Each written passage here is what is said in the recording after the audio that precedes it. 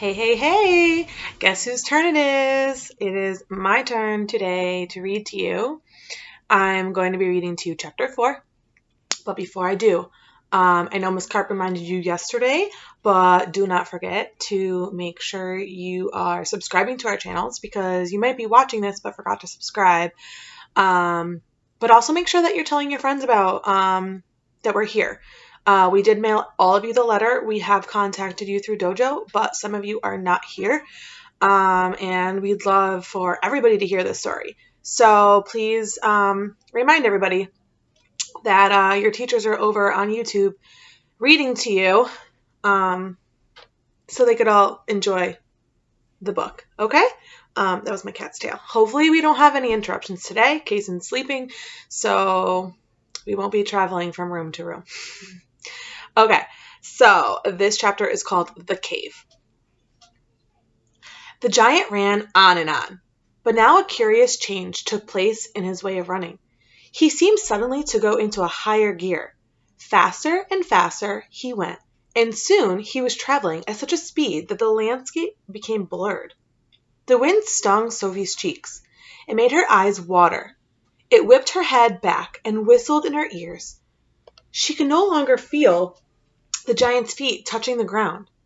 She had a weird sensation. They were flying. It was impossible to tell whether they were over land or sea. This giant had some sort of magic in his legs. The wind rushing against Sophie's face became so strong that she had to duck down again into the blanket to prevent her head from being blown away. You could see the picture there. Was it really possible that they were crossing oceans? It certainly felt that way to Sophie. She crouched in a blanket and listened to the howling of the wind. It went on for what seemed like hours. Then, all at once, the wind stopped its howling. The pace began to slow down. Sophie could feel the giant's feet pounding again over the earth. She poked her head up out of the blanket to have a look. They were in a country of thick forest and rushing rivers. The giant had definitely slowed down and now was running more normally, although normal was a silly word to be used to describe a galloping giant. He leaped over a dozen rivers. He went rattling through a great forest, then down into a valley and up over a range of hills as bare as concrete. And soon he was galloping over a desolate wasteland that was not quite of this earth. The ground was flat and pale yellow. Great lumps of blue rock were scattered around, and dead trees stood everywhere like skeletons. The moon had long since disappeared, and now the dawn was breaking. See the mountains. I'm sorry, my cat keeps walking back and forth. He wants me to pet him. Sophie, still peering out from the blanket, saw suddenly ahead of her great craggy mountain. The mountain was dark blue, and all around it the sky was gushing and glistening with light. Bits of pale gold were flying among delicate frosty white flakes of cloud, and over to one side of the rim of the morning sun was coming up red as blood. Right beneath the mountain, the giant stopped. He was puffing mightily. His great chest was heaving in and out. He paused to catch his breath. Directly in front of them, lying against the side of the mountain, Sophie could see a massive round stone. It was as big as a house. The giant reached out and rolled the stone to one side, as easily as if it had been a football. And now, where the stone had been, there appeared a vast black hole. The hole was so large the giant didn't even have to duck his head as he went in. He strode into the black hole, still carrying Sophie in one hand, the trumpet in the suitcase in another. As soon as he was inside, he stopped and turned and rolled the great stone back into place so that the entrance to his secret cave was completely hidden from the outside. Now that the entrance had been sealed up, there was not a glint of light inside the cave. All was black. Sophie felt herself being lowered to the ground. Then the giant let go of the blanket completely.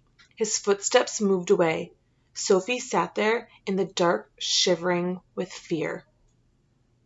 And this looks like a shelf with a bunch of jars on it.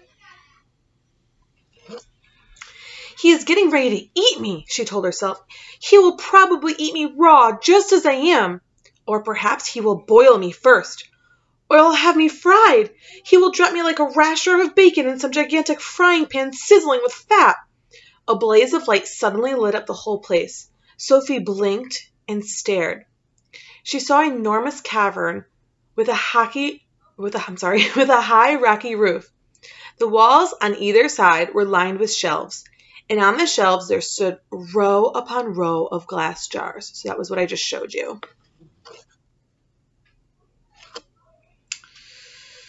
Oh, where was that?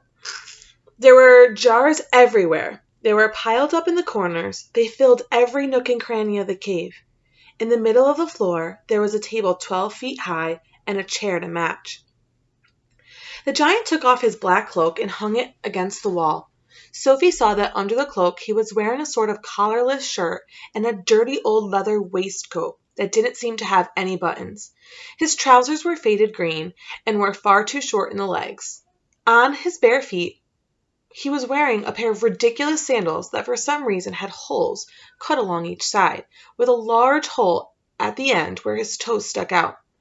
Sophie, crouching on the floor of the cave in her nightie, gazed back at him through thick steel-rimmed glasses. She was trembling like a leaf in the wind, and a finger of ice was running up and down the length of her spine. "Ha!" shouted the giant, walking forward and rubbing his hands together. "What has us got here?" His booming voice rolled around the walls of the cave like a burst of thunder. And that's the end of that chapter. So if you want to find out what's going to happen, you're going to have to tune in to Miss Carp's reading of the next chapter. But you can make some predictions right now. Do you think that she's going to get eaten? Maybe. Maybe he's going to be kind to her. I don't know. I haven't read the next chapter, so I don't know either. So hopefully you're enjoying this book. And do not forget, go on TikTok like Miss Carp said, or Snapchat, or wherever you contact your friends. Text message, call them up. And don't go to their house because we need to be social distancing. But tell them that your crazy teachers are on YouTube and to come on over and watch us. Okay? So I will see you next time. I hope you guys are staying healthy and safe. Wash those hands. Out for now.